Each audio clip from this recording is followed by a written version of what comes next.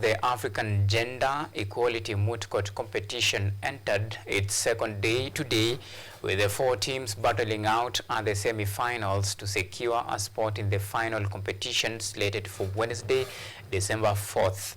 This continental-wide competition, conducted in French and English, seeks to nurture the talent of and the interest of the next generation of lawyers in women's and girls' rights in Africa. Theo Masharia unpacks the happening of day 2 of the competition.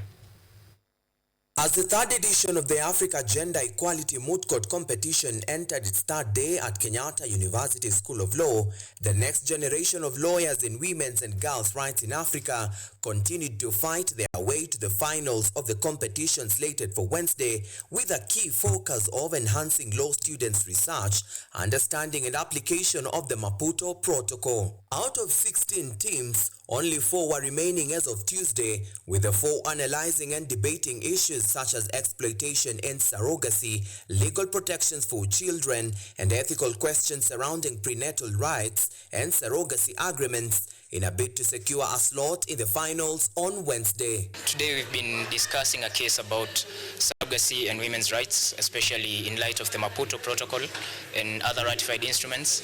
And we're in the semi-finals now. It's been a very interesting experience so far. We are learning a lot, and it's been fun for sure.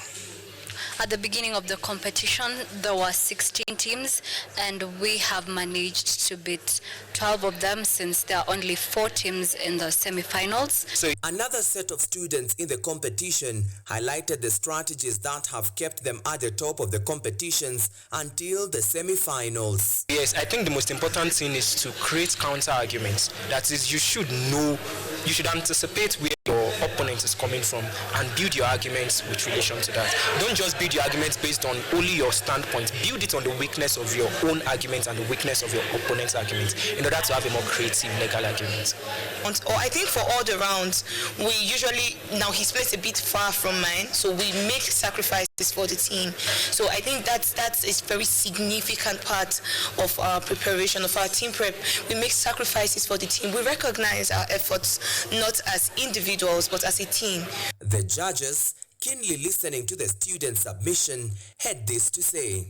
The fact that it brings them together to learn from each other, to interact with each other, and to compare notes in terms of their scholarship, in terms of their appreciation of human rights issues. I think it is very, very important, and it encourages them, and they are, interacting with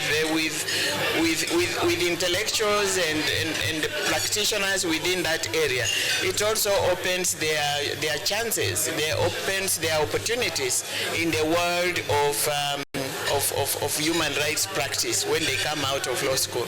The level of intellectualism in these young people from the continent of Africa is very, very encouraging and very impressive.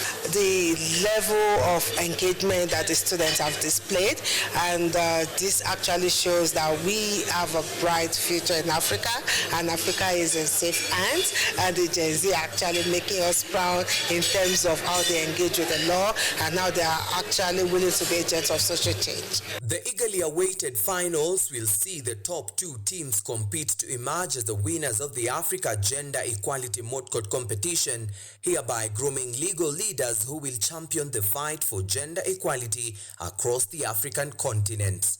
Theo Masharia, KUTV.